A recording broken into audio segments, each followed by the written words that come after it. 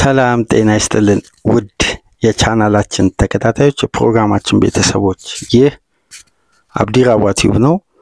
ፕሮግራማችንን ላይክ በማድረግ እንድትጀምሩ አዲስ የሆናችሁ ሰብስክራይብ በማድረግ ለቻናላችን ቤተሰብ እንድትሆኑ እንዲሁም ይህንን ፕሮግራም ከሀገር ውጭ የምታደምጡ በሱፐር ታንክስ ድጋፍ ታደርጉ ዘንድ የአክብሮት ግብዣችንን ያቀረብን በሶስተኛው ፕሮግራማችን የምንመለከተው የለንደን ደርቢ በቼልሲ አሸናፊነት የተጠናቀቀውን የክሬቨን ኮቴጅ ፍልሚያ ይሆናል። በዚህ ጨዋታ ዙሪያ ቅድመ ጨዋታ ግምገማ በተወሰነ መልኩ አንስተን ተወያይተን ሐሳቦችን ተለዋውጠን ነበር። አሰልጣኝ ኢንዞ ማሬስካን ከጫና ውስጥ ቢያንስ እስከ ቀጣይ ጨዋታ ገለል ማድረግ የቻለ በቼልሲ ስብስብ ውስጥ እርጋታን እፎይታን ለቀጣይ ጨዋታዎች ማረጋጋትን የፈጠረ ውጤት በእሁድ 10 ሰዓት ጨዋታ ተመዝግቧል። ይሄ ደግሞ በቼልሲ ቤት ትልቅ መረጋጋትን የሚፈጥር መልካም ውጤት ነው።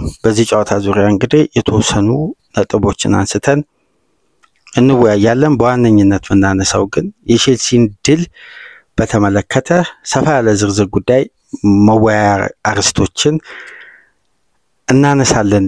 በተለይ የአሰልጣኝ ኢንዞ ማሬስካ ከዚህ ውጤት ጋር በተገናኘ በቡድን ውስጥ ሊፈጥሩ የሚችል ትላልቅ ለውጦች አሉ። በተለይ ደግሞ በሻምፒየንስ ሊግ ተሳትፎ ቦታን ይዞ ለማጠናቀቅ በሚደረገው ፉክክር ትልቅ ፈተና ገጥሟቸው ነበር። በተለይ የቪላና የሲቲ ማሸነፍ፣ በተቃራኒው ደግሞ ሌላው አድቫንቴጅ የኒውካስል መሸነፍ ነበር።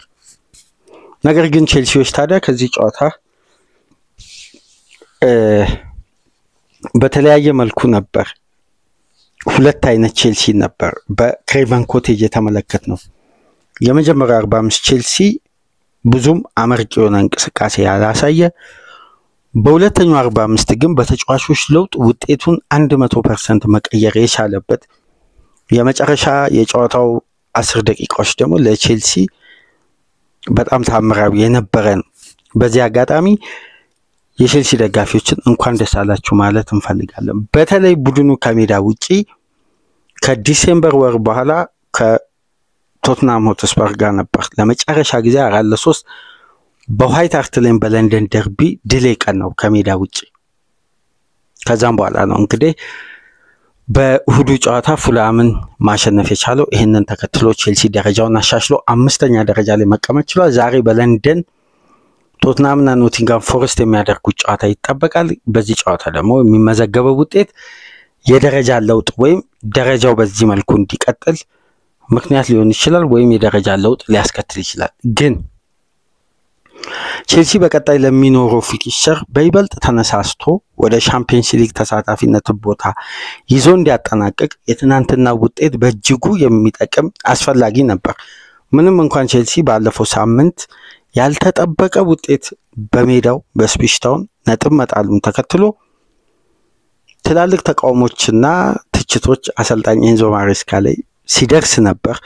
ይህንንም የቀየረ ቡድን ውስጥ ምን ያክል ውጥረት እንደነበር፣ ነገር ግን በዚህ ውጥረት ውስጥ ደግሞ የጨዋታውን አድቫንቴጅ የጨዋታውን ውጤት ለመቀየር ተጫዋቾች፣ የቡድኑ ኮቺንግ ስታፍ ሙሉ የነበረውን ፍላጎት ደግሞ ከኔቶ ግብ በኋላ ያየነው ሪያክሽን ከበቂ በላይ ነበር። ፉልሃሞች እንግዲህ በጊዜ ነበር በመጀመሪያ 45-20ኛ ደቂቃ ላይ አሌክስ ኢዎቢ በሪስ ጄምስ የፖዚሽን ስተት የተገኘችዋን ግብ ማስቆጠር የቻለው። 83ኛ ደቂቃ ላይ ታይሪክ ጆርጅ ነበር ለቼልሲ ያስቆጠረው። 90 ሲደመር 3 ላይ ፔድሮ ኔቶ የማሸነፊያዋን ግብ ማስቆጠር ችሏል። ከዚህ ውጤት ጋር በተያያዘ አንድ ፕሮግራም ወደ ኋላ መለስ ብዬ ላስታውሳችሁ። ቼልሲ ሊጋ ዋርሶን 3-0 ባሸነፈበት ጨዋታ ስለ ታሪክ ጆርጅ አንድ ሐሳብ አንስቼላችሁ ነበር፣ አንድ ጥቆማ ሰጥቻችሁ ነበር። የዚህ ተጫዋች የእግር ኳስ እድገት በእግር ኳስ ውስጥ የተሻሻለበት የዋና ቡድን ቦታን ያገኘበት ወደ ቼልሲ ዋና ስብስብ ውስጥ ኤንዞ ማሬስካ እንዴት እንዳሳደጉት በእግር ኳስ ህይወቱ ያጋጠሙት ፈተናዎች ገና የ19 ዓመት ወጣት ተጫዋች ነው። ግን ይሄን እድል እንዴት ሊያገኝ እንደቻለ አንድ ፕሮግራም ነጥለን እንሰራለን። የዚህ ልጅ እድገት ለአብዛኛው ኢትዮጵያ ውስጥ በተለይ ለሚገኙ ወጣት ታዳጊዎች ትልቅ ተነሳሽነት የሚፈጥር ነው ብለን በአንድ ወቅት የተመለከትኩት ዶክመንተሪ ነበር። በተጨማሪም ደግሞ አንዳንድ ዘገባዎችን ተመልክቼ ነበር። ምን ያክል ፈታኝ ጊዜያትን በዚህ አጭር የፕሮፌሽናል ዘመኑ እንዳሳለፈ የወጣት ተጫዋች ግን በስተመጨረሻም እንግዲህ የቼልሲ በወሳኝ ሰዓት ወሳኝ ግብ አስቆጣሪ ሆኗል። ከሃድሰን ኦዶይ የበርንሌ ላይ ካስቆጠረው ግብ በኋላ የመጀመሪያ ተጫዋች ነው በወጣት የአካዳሚ ውጤት ቼልሲ የጨዋታን ውጤት አቻነት ግብ ሲያስቆጥር። ታይሪክ ጆርጅ እንግዲህ ለቼልሲ አዲስ የአካዳሚ ፈርጥ ሆኗል። በኤንዞ ማሬስካ ደግሞ ለረጅም ጊዜ ቡድኑን ለመገንባት ቼልሲ ባቀደው መሰረት ከአሰልጣኙ ጋር ሊከርም የሚችልም ወጣት እንደሆነ አንዳንድ ሂደቶችን ተመልክተናል። በአንድ የፕሮግራም ክፍተት ስለዚህ ልጅ ልዩ ዝግጅት ይዘንላችሁ እንመጣለን ከአባ ጋር በጋራ በመሆን። ቼልሲና ፉላም በክሬቨን ኮቴጅ የለንደን ደርቢ ጨዋታ እንዴት ነበር ለእናንተ አድማጮች? ጨዋታው እንዴት ተመለከታችሁት? ውጤቱ ለሚገባው ክለብ በመጨረሻ ደቂቃ ቢሆንም የጨዋታውን ውጤት ለመቀየር ወይም ጨዋታውን ለማሸነፍ በተደረገው ርብርብና ጥረት የሚገባው ቡድን ውጤቱን ያገኘ ይመስለኛል። ቼልሲ የጨዋታው ልዩ ብልጫ ስለነበረው ቼልሲ ማሸነፉ ይገባው ነበር። ግን ዋና ነጥብ መነሳት ያለበት የአሰልጣኝ ኤንዞ ማሬስካ የምርጥ 11 ምርጫ ነው። አብዛኛው የቼልሲ ደጋፊዎች ምናልባት በዚህ ጨዋታ ላይ የተመለከታችሁት የጨዋታ ፕላን ለውጥ የውጤቱን ለውጥ 100% እንዳስከተለ አይተናል። በግልጽ የታየበት ጨዋታ ነበር። አሰልጣኙ እንግዲህ ሮበርት ሳንቼዝን በግብ ጠባቂ፣ ኩኩሬያ፣ ኮልዌል እና ቻላባ ሪስ ጀምስን ነበር ከኋላ መስመር ያሰለፉት። ኔቶ እና ማድዌኬ በሁለቱ ክንፎች፣ ኤንዞ ፈርናንዴዝ እና ሞሲ ካሴዶ ከጃክሰን ጀርባ ኮል ፓልመር ነበሩ የመጀመሪያ ምርጥ 11። በመጀመሪያው 45 ቼልሲ በቢልድ አፕ በኩል ለምሳሌ ጨዋታን ከራሱ ሜዳ ሲጀምር 12 ኳሶችን አበላሽቷል ፋይናል ሰርድ እስከሚገባ ድረስ። 12ቱ ፓሶች ደግሞ ሲበላሹ ከ12ቱ ፓሶች ውስጥ 6ቱ የተበላሹት ከሪስ ጀምስ የተነሱ ለቡድን አጋሮቹ የተሻገሩ ኳሶች ናቸው። ለምሳሌ እነዚህን 6 ኳስ በእንቅስቃሴ ቪዲዮም ተመልሼ ስመለከት የሚቀበለው ለምሳሌ ማድዌኬ ቢሆን በያዘበት ፖዚሽን ላይ ከማድዌኬ ይልቅ ለፓልመር ወይም ለካሴዶ ለኤንዞ ፈርናንዴዝ ማቀበል የሚችላቸውን ኳሶች ኑኖ ማድዌኬ ውጥረት ውስጥ ጫና ውስጥ ወይም ያንን ኳስ በጥሩ ሁኔታ ለመቆጣጠር በማያመቸው ፖዚሽን ላይ ሆኖ ነበር ከሪስ ጀምስ ፓስ ሲደረግለት የነበረው። አንደኛ ቼልሲ ወደ ፋይናል ሰርድ ከገባ በኋላ የቼልሲ ተጫዋቾች በራሳቸው እግር ውስጥ የሚያቆዩት የኳስ ሰከንድ ከፍ ማለቱ ለተደራጀ ለፉላም የመከላከል ስትራቴጂ ምቾት ፈጥሮ ነበር። ታዲያ በፈጣን ሽግግር በፈጣን ድሪብል በአንዴ ወደ ተጋጣሚ ቦክስ ከገቡ በኋላ ሺፍት የሚያደርጉና ድሮፕ የሚያደርጉ ወይም ማይነስ የሚደረጉ ኳሶችን በተደጋጋሚ ፍጥነት በተሞላ መልኩ ወደ ፋይናል ሰርድ ለመሄድ በሚዘገይ እንቅስቃሴ ወይም በሚዘገይ ቢልድ አፕ ሳይሆን በፈጣን ሽግግር ፋይናል ሰርድ ለመግባት ቼልሲ በቴክኒክ በኩል የተሻለ ተጫዋች አለው። ግን እነዚህ ተጫዋቾች ደግሞ ለውሳኔ አንድ ስቴፕ ወደ ኋላ ይዘገዩ ነበር።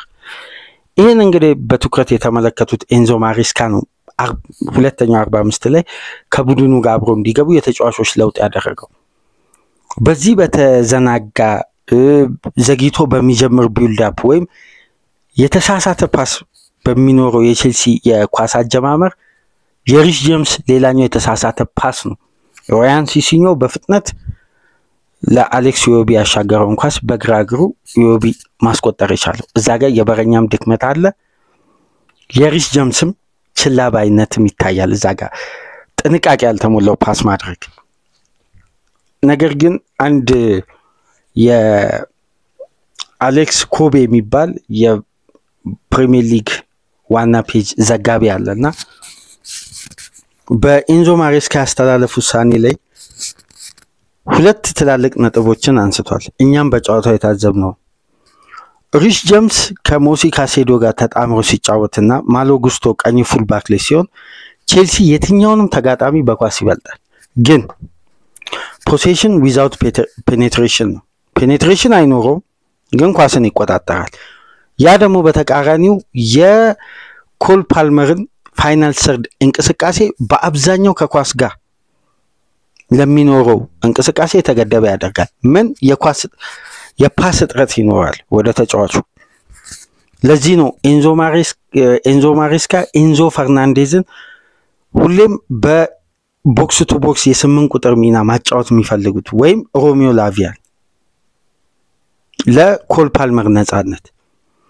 ነገር ግን ቼልሲ አማካዩ የተረጋጋ ይሆናል። ምናልባት ደግሞ ተከላካዩ በቂ ከቨር ሊያገኝ ይችላል። ምክንያቱም ሪስ ጀምስ እንደምታውቁት ምርጥ ፓሰር ነው፣ ምርጥ ኳሶችን ማቀበል ይችላል። ግን ከጉዳቱ በኋላ ከሪስ ጀምስ የማናስተውላቸው ባህሪያቶች ወይም ከዚህ ቀደም የምናውቀው ሪስ ጀምስ አይነት ኳሊቲ ማናየው፣ አንደኛ ተጫዋቹ እንደ ቀድሞ ስፕሪንት አያደርግም፣ አብዛኛውን የሜዳ ክፍል አያካልልም፣ ከኳስ ጋር ብቻ ሆኗል ግንኙነቱ። በተለይ ደግሞ ትልቁ ጥንካሬ የሪስ ጀምስ የአንድ ለአንድ ግንኙነት ነው። የትኛውም ተጫዋች በቀላሉ አያልፈውም፣ ኳሶችን ወዲያው መንጠቅ ይችላል። በሪከቨር በአንድ የውድድር ዓመት ባለሳሳት የፕሪሚየር ሊጉን ሪከርድ አስመዝግቧል። በቶማስ ቱሄል የአሰልጣኝነት ዘመን ብዙ ኳሶችን ሪከቨር በማድረግ ግን የአሁኑ ሪስ ጀምስ ፓሰር ጨዋታ የሚመራ ሜዳ ውስጥ ዝግ ባለ ቴምፖ ቡድኑ ኳስን ለመጀመር ሲያቅድ ለዛ ሲስተም ፊት የሚያደርግ እንጂ እንደ ማሎ ጉስቶ ፔኔትሬት አያደርግም። ፋይናል ሰድ በተደጋጋሚ ትርፍ ሰው የሆነ ከሱ ፊት ለፊት ለሚጫወት ተጫዋች አጋዥ አቅም ሆኖ ወደ ሶስተኛ የሜዳ ክፍል አይገባ። ስለዚህ አሰልጣኝ ኤንዞ ማሬስካ ሪስ ጀምስ መጠቀም ስለሚፈልጉ ያላቸው የመጨረሻ ውሳኔ የነበረው ባክ3 ማድረግ ነው። ኩኩሬያ ኢንቨርትድ ፉልባክ ሆኖ እንዲገባ። ለዛ ነው በ2025 ከሪስ ጀምስ መመለስ በኋላ ቼልሲ የባክ3 ሲስተምን እየተከተለ ለዚህ አምበል መደላድል ለመፍጠር ብሎ ቼልሲ ዋጋ እየከፈለ የሚገኘው። ታክቲካል እይታውን በደንብ ካያችሁ ማለት ቼልሲ በተደጋጋሚ ነጥብ የሚጥለው ምክንያቱም ፋይናል ሰርድ ቼልሲ በእያንዳንዱ የማጥቃት እንቅስቃሴ ላይ ትርፍ ተጫዋቾችን ይዞ ወደ ሜዳ ይገባል። ይሄ ስፕሪንት ይሄ ፔኔትሬሽን ደግሞ እንደ ወትሮ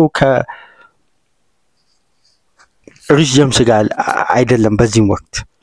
ለዛ ረፍት ላይ እሱን ቀየሩ። ማሎ ጉስቶን ፖዚሽን ላይ ቀይሮ ማስገባት ቻሉ። በተቃራኒ በፊተኛው የሜዳ ክፍል ወይም አታኪንግ የክንፍ አጥቂ ደግሞ ማድዌኬን በመቀየር ጄደን ሳንቾን ወደ ሜዳ ያስገቡት።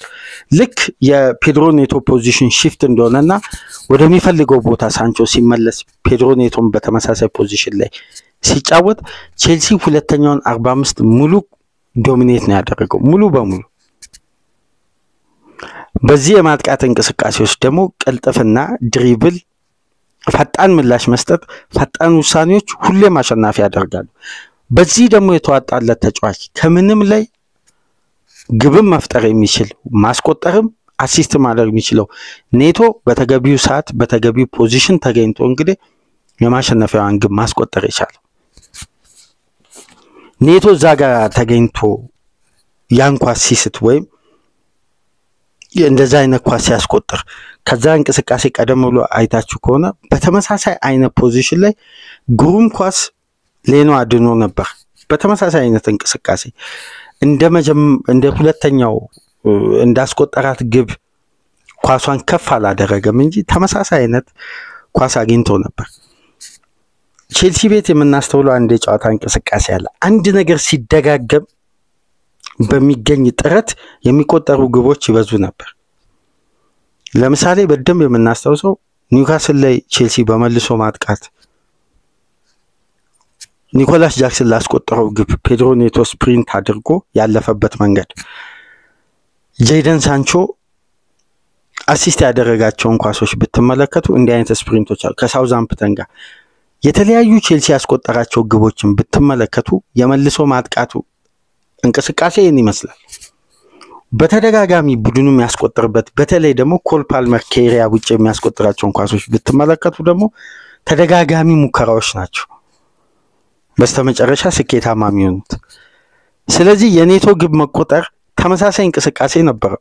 ከተወሰኑ ደቂቃዎች በፊት እንደዛ አይነት ፖዚሽን ላይ ተመሳሳይ ኳስ አግኝቶ በርናንድ ሌኖ አስደናቂ ብቃቱን ተጠቅሞ ያን ኳስ አድኖ ነበር። ጨዋታው ሊጠናቀቅ እንግዲህ 90 + 3 ላይ ነው። በተመሳሳይ ፖዚሽን ያን ኳስ አግኝቶ ፈጣን ውሳኔ ከመጀመሪያው ስህተት ወይም ከመጀመሪያው እድል የተማረው ኔቶ በግሩም ሁኔታ ነው ግቧን ማስቆጠር የቻለው። የተቆጠረበት ደቂቃና የተቆጠረበት መንገድ ውበት ነበረው። አንደኛ ግቡ የተቆጠረበት መንገድ በጣም አስደናቂ ነበር። የተቆጠረበት ደቂቃ ደግሞ ግቡን የሚመስል ነበርና ቼልሲዎች ፍጹም ባልጠበቁት መልኩ ነው እንዲህ አይነት ውጤት የተመዘገበው። ምርጥ እንቅስቃሴ ሁለተኛ 45 ኤንዞ ማሬስካ በወሰኑት ውሳኔ 100% ስኬታማ ነው። በነገራችን ላይ ከዚህ ቀደም አንድ በቼልሲ ቤት የሚነሳ የተለየ ሐሳብ ነበር። አሰልጣኙ የተጫዋቾች ለውጥ ላይ የሚወስኑት ውሳኔ ወይም ቤንች ላይ በሚገኙ ተጫዋቾች ያላቸው እምነት በጣም ደካማ ነው የሚል ተቃውሞ ይነሳ ነበር። ይሄም አስተያየት በተመሳሳይ በዚህ በእኛ ቻናልም ይሄ አስተያየት ሲሰጥ ቆይቷልና በመጨረሻም እንግዲህ ይሄው በተቀያሪ ተጫዋቾች ቡድኑ ጣፋጭ 3 ነጥብ አግኝቷል። ለቼልሲ ውጤቱ በተለይ በነበረው ሁለተኛ 45 እንቅስቃሴ 100% ውጤቱ ይገባው ነበርና በጥረታቸው ልክ በስተመጨረሻ ቼልሲዎች የጥረቱን ያክል ነጥቡን አግኝቷል። ተገቢውን ነጥብ ቼልሲ እንደ ቡድን የሚጥረውን ያክል ክሬዲቱን ሳያገኝ የሚፈጥረው ሙከራዎች የሚያደርገው እያንዳንዱ ጥረት በአብዛኛው እንግዲህ ቡድኑ ከሚያስመዘግበው ውጤትና ካወጣው ኢንቨስትመንት ጋር እየተወዳደረ ሁሌም ይጠለጠላል እንጂ በቡድኑ ሽንፈት ውስጥ በቡድኑ ነጥብ መጣል ውስጥ የሚታዩ በጎ ጉዳዮች ሲተነተኑ አልሰማውም በብዛት። ግን በመጨረሻም እንግዲህ እነዚህ ጉዳዮች ፍሬ አፍርተው ቼልሲ ጥሩ 3 ነጥብ ከክሬቨን ኮቴጅ ያውም ከፈታኙ ስቴዲየም አርሴናል ነጥብ የጣለበት ሊቨርፑል የተሸነፈበት ትላልቅ ክለቦች እዚህ ሜዳ መጥተው ነጥብ በቀላሉ ይዞ የማይመለሱበት በተለይ ደግሞ ከቶፕ 6 ክለቦች ጋር ጠንካራ ሪከርድ በዘንድሮ የውድድር ዓመት እያስመዘገበ የሚገኘው የማርኮ ሲልቫ ፉላም ነው። እንግዲህ በመጨረሻም ከ5 ተከታታይ ድል በኋላ ሽንፈት የቀመሰው ቼልሲ በጨዋታው እንግዲህ 60% የኳስ ቁጥጥር ብልጫ ነበረው። 1.12 ኤክስጂዎችን ክሬት አድርጓል። 13 ሙከራ አድርጓል። 8ቱ ኢላማቸውን የጠበቁ ናቸው። 7ቱ የተመለሱት በግብ ጠባቂ አማካኝነት ነው። ስለዚህ የቼልሲ ጥረት ምን ያክል ከፍተኛ እንደሆነ ይሄ በእጅጉ የሚያሳይ ነው። ቼልሲ በጨዋታው ምን ያክል እንደጣረ 528 ፓሶችን አድርጎ 465 ያልተዛነፉ ፓሶችን አድርጎ ነው ቡድኑ ይሄን 3 ነጥብ ማግኘት የቻለው። ግን እዚህ ጋር አንድ ነጥብ ለማንሳት ቼልሲ ከረፍት በፊት አሁን በአጠቃላይ በጨዋታው ባክዋርድ ፓስ 71 አድርጓል። ከ71ዱ ግን 43ቱ የተደረጉት ከረፍት በፊት ናቸው። ፎርዋርድ ፓስ 162 ፎርዋርድ ፓስ አድርጓል፣ ወደፊት የተሸጋገሩ ኳሶች። ከዚህም ውስጥ ደግሞ በተቃራኒው ከረፍት በፊት ፎርዋርድ ፓስ ማድረግ የቻለው ከነዚህ ውስጥ 50ውን ብቻ ነው። 115ቱን ያደረገው ከረፍት በኋላ። ስለዚህ ቼልሲ የነበረው ብልጫ ከረፍት በኋላ እነዚህ ቁጥሮች ይነግሩናል። 116 ፋይናል ሰርድ የተሳኩ ፓሶች ከነዚህም ውስጥ ለአንዷ ግብ መቆጠር ወይም በአማካይ ሁለቱን ግብ ለማስቆጠር ቼልሲዎች የፈጀባቸው የፓስ መጠን 26 ፓስ ነው። በ26 ፓስ ነው ሁለቱ ግቦች የተቆጠሩት ማለት ለአንዷ ግብ በአማካይ 26 ፓስ ቼልሲ ፋይናል ሰርድ ላይ